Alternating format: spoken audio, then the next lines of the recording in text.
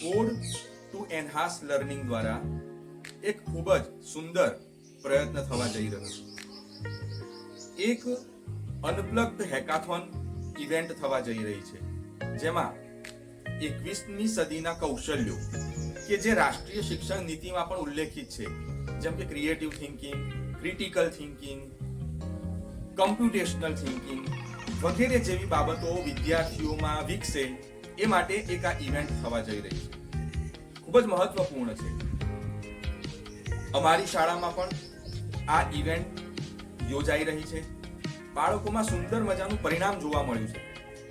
તે લોકો કમ્પ્યુટર સાયન્સમાં પારંગત બનવા તરફ જઈ રહ્યા છે અને આ તબક્કે જે CEL છે એ આ અનપ્લગ્ડ ઇવેન્ટ બાદ જિલ્લા કક્ષાએ ઓફલાઈન મોડમાં પણ એક ઇવેન્ટ કરવા જઈ રહ્યા છે। એ પણ ખૂબ જ રોચક હશે। તો આ ઇવેન્ટમાં અમારી શાળાના બાળકોએ શું શું કામ કર્યું એ સમગ્ર પ્રક્રિયા અમે અહીંયા આ વિડીયોમાં સ્ટેપ બાય સ્ટેપ રજૂ કરી છે અને CEL ને હું આ તબક્કે ધન્યવાદ અને અભિનંદન આપું છું। CEL આપણને ખબર છે કે એક સંસ્થા છે, NGO છે, કોડ ટુ એન્હાન્સ લર્નિંગ, એના દ્વારા અનપ્લગ્ડ એક ઇવેન્ટ યોજાવા જઈ રહી છે, એની આજે આપણે માહિતી।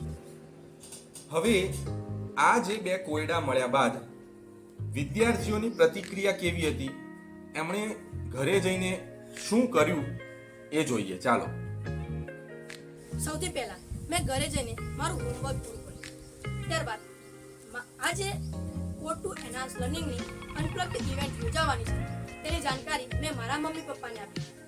પછી સાહેબે જે સમજાવ્યું હતું એ મેથડ અને થોડી ઇન્ટરનેટ સર્ફિંગ દ્વારા શોધખોળ કરીને અંતે હું શું શીખ્યો તેની જાણકારી મેં આમાં નોંધી।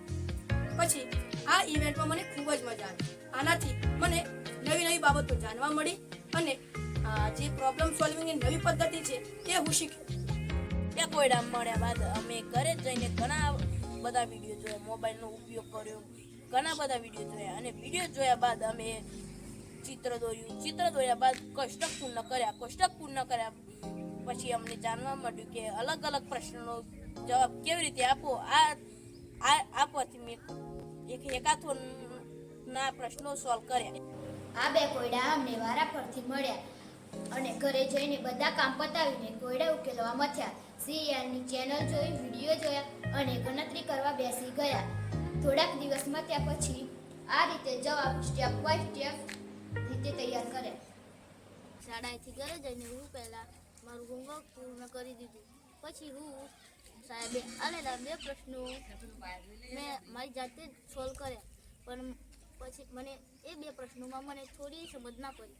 પછી મેં મોબાઈલનો ઉપયોગ કર્યો અને મોબાઈલમાં અંકિત સરનો વિડીયો જોયો। અંકિત સરનો વિડીયો વારંવાર જોવાથી મને થોડી ઘણી સમજ પડી અને પછી મેં સાહેબે આલેલા બે પ્રશ્નો મારી જાતે જ સોલ્વ કરી દીધા। આ બે પ્રશ્નો મળ્યા બાદ મારું મન સતત તેનો ઉકેલ શોધવામાં હતું। Code to enhance learning channel ઉપર અંકિત સરનો વિડીયો વારંવાર જોયો। આ અલ્ગોરિધમના બીજા પણ કેટલાક વિડીયો જોયા અને સ્ટેપ બાય સ્ટેપ તેનો ઉકેલ શોધ્યો અને આમાં લખ્યો। આ અનપ્લગ ઇવેન્ટ દ્વારા મારો કમ્પ્યુટર શીખવાનો રસ ખૂબ જ વધી ગયો। ચોક્કસ અલ્ગોરિધમ શીખવા મળ્યું। ચાલો હવે જોઈએ કે કમ્પ્યુટર વિના કમ્પ્યુટર વિજ્ઞાન કેવી રીતે શીખાય। અહીં અમારા વિદ્યાર્થીઓએ જે પ્રક્રિયા કરી, જે પ્રક્રિયામાંથી પસાર થયા, એ સમગ્ર પ્રક્રિયા દરમિયાન પોતાના જે અનુભવો હતા એ દરેકે સ્ટેપ બાય સ્ટેપ રજૂ કર્યા છે। એ આપ જોશો। જો કે અમારે આ શાળાના બાળકોએ આ અનપ્લગ્ડ ઇવેન્ટમાં જે પોતે જવાબ નોંધ્યા નોટબુકમાં તો નોંધ્યા છે, એમ છતાં કમ્પ્યુટરમાં પણ એક્સેલમાં, પાવર પોઈન્ટમાં આ બધું જ કામ એમણે કર્યું છે।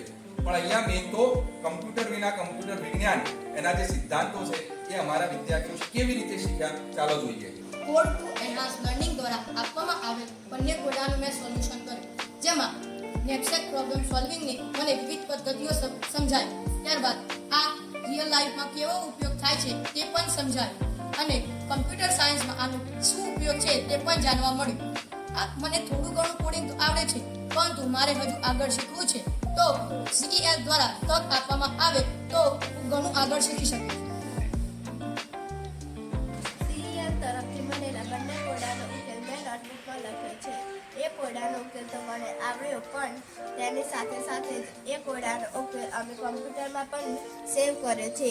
તેના જવાબ માટે અમે MS એક્સેલ શીખ્યા અને પછી તેની ડીપી મેટ્રિક્સ એક્સેલમાં બનાવ્યું અને પછી તેની સમગ્ર ઉકેલની પીપીટી બનાવી અને પછી તેથી મને પાવર પોઈન્ટ